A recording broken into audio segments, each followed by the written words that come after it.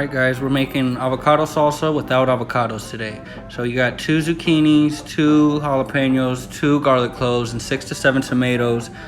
Sorry, tomatillos, depending on the size and how you're feeling that day. Right here I'm peeling the tomatillo and I'm rinsing it at the same time. Could do 2 things at once, like a boss. And we're gonna do that to all of them. I'm cutting up the zucchini right here, zucchini or squash. I don't know, it's calabacitas in Spanish. Not good with my vegetables in English.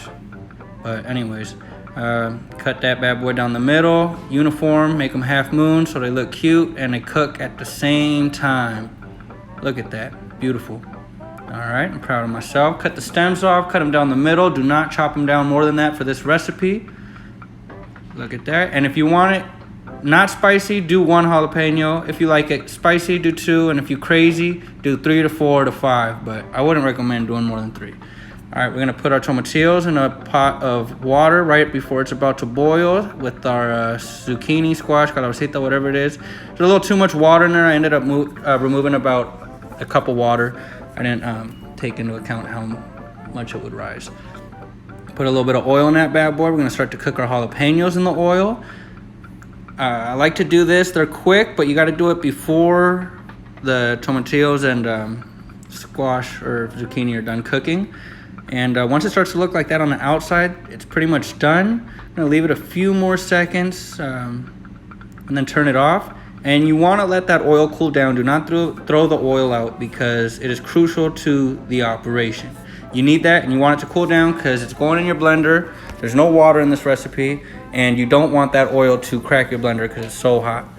All right, so we turned it off. Switching back to the tomatillos, look at that. I got the fork through the zucchini, no problem, kind of like a potato, so you know it's done. Pouring out all the water, because like I said, there's no water in this recipe if you want it to look like or have the consistency of an avocado salsa. That's how you trick people. Look at that. My veggies are perfectly done cooking. Perfection. I'm a bad man. All right, 2 garlic cloves uncooked. Put them in raw, son. All right, and then we put our 2 jalapenos in, put all that oil in. I told you not to throw it out. It's cooled down, so my blender's fine. Hit it with the salt. Yes, I'm trying to have a heart attack or clog my arteries. Blend that up. It's salt to taste, you know. So yeah, salt to taste. If you hate salt, grab a kosher sea salt, cut it in half, throw it in there. Do whatever makes your heart happy. I like a little salt in my life. Look at that, look at the consistency. It's beautiful, baby, it's beautiful.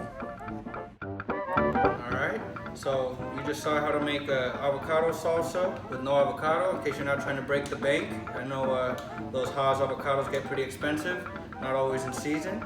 And it's delicious, fire, anything you want to call it, that's what it is. It came out half decent.